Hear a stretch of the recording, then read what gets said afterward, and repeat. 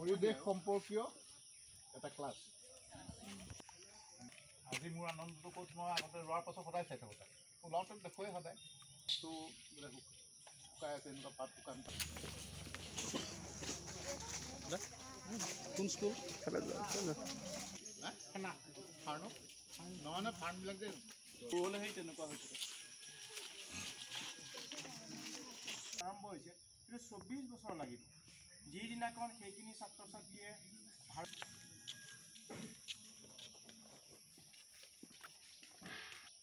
বা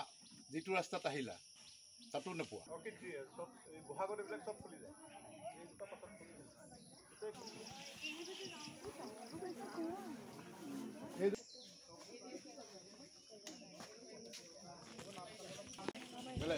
এইটো বৰ থাকেৰা এইটো গছ বহুত গাঁৱতে নাই মইতো ৰুবলৈ থৈ দিছোঁ সেইটো ডেভেলপমেণ্টৰ কাৰণে অন্যান্য দেশত সেইটো নকৰে অন্যান্য দেশত 4 লেন 6 লেন 9 লেন মেট্ৰ' গাড়ী ৰেলগাড়ী ওপৰলৈ বনায় মাটি অধিগ্ৰহণ কৰি নহয় গছ কাটি নবনায় আমাৰ প্লেনিং অফিচাৰৰ গাত দুখ আছে চৰকাৰৰ গাত দুখ নাই এইটো ডেভেলপমেণ্টৰ কাৰণে 2015 চনৰ অল অভাৰ ইণ্ডিয়া 4 লেন 6 লেন 9 লেনৰ কাৰণে প্লেনিং অফিচাৰটো ক'ত থাকে দিল্লীৰ কংক্ৰিটৰ ফাৰ্ষ্টত থাকে AC ৰুমত থাকে AC গাড়ীত যায় তেওঁতো ফিল্ডত নকৰে সেইবোৰ কটা বিনিময়ত কি হ'ব তেতিয়া 2015 চনত 3000তকৈ বেছি গোলকীয় উষ্ণতাত গৰমত মানুহ মৰিছে তাৰপৰা হেজাৰ মানুহ মৰি আছে এতিয়ালৈকে সেই কথাবিলাক উপলব্ধি কৰিব লাগে সেইকাৰণে যেতিয়ালৈকে প্ৰেক্টিকেল নলেজ নহ'ব তেতিয়ালৈকে আমাৰ এই কটা মৰাটো থাকি যাব সেইকাৰণে মই এতিয়া আশা ৰাখিছোঁ ৰাষ্ট্ৰীয় শিক্ষানীতিত সেইটো নাই কিন্তু এই ৰাষ্ট্ৰীয়খনত প্ৰেক্টিকেল নলেজ আছে সেইখিনি 24 বছৰ লাগিব সেই ল'ৰা ছোৱালী যেতিয়া ভাৰতীয় প্ৰশাসন আৰু ছাত্ৰ হেৰিত সোমাব তেতিয়া আৰু এডুকেশ্যন সোমাব তেতিয়া আমাৰ দেশে সমগ্ৰ বিশ্বক নেতৃত্ব দিব সেইটোলৈ ঘূৰি আহিছোঁ আমাৰ দেশখনত গছপুলি ৰোপণৰ ক্ষেত্ৰত চৰকাৰৰ ডিচিশ্যনবোৰ ৰং ডিচিশ্যন সেইটোতো সময়ত গছপুলি নুৰুলেতো নহ'ব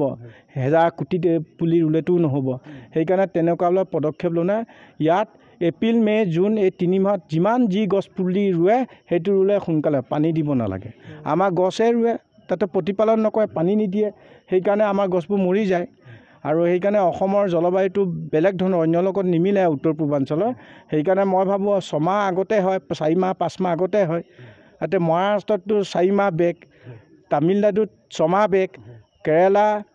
আৰু বাংগালুৰুত এইটো 3 মাহ বেগ প্ৰত্যেকটো ৰাজ্যৰ মৌচুমটো বেলেগ কালি উত্তৰ পূৰ্বাঞ্চলটোৱে 4-5 মাহ আগতে হৈ যায় চৰকাৰৰ আহ্বান হৈছে যে মৌচুম টাইমত গছপুলি ৰুলে ভাৰতবৰ্ষৰ গ্ৰীণ ইণ্ডিয়া সোনকালে হ'ব সেইকাৰণে অনুৰোধ কৰিছোঁ আৰু যন্ত্ৰ চালিত ইঞ্জিনটো বেন কৰি দিব লাগে সঁচাকৈ বহুতেই ভাল লাগিছে আৰু এতিয়া বৰ্তমান